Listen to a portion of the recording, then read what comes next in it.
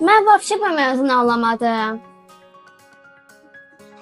Vəbşə nədir? Yenə başladın. Ümumiyyətlə de. No yaxşı, nə fərqi var?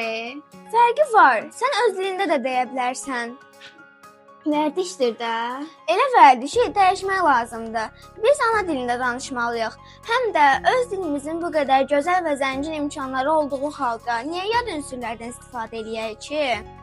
Əslində haqlısan, düz deyirsən. Biz milli mənəvi dəyərlərimizi qorumalıyıq. Dilimi itirsəm, özümü də itirərəm. Mən danışdıqca tarixim nəfəs alır. Oğlum, Hə, ana.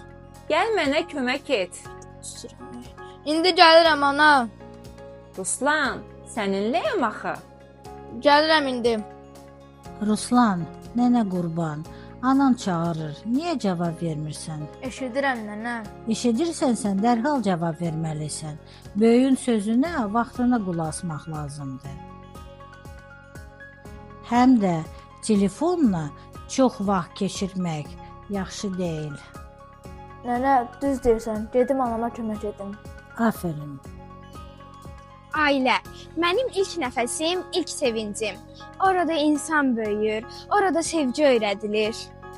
Yerdə qalan bu qırıntılar sadəcə çörək deyil. Bu, unudulan dəyərlərin izidir. Bərəkət torpağa düşməz əslində. Onu insan ya qoruyar, ya da itirər.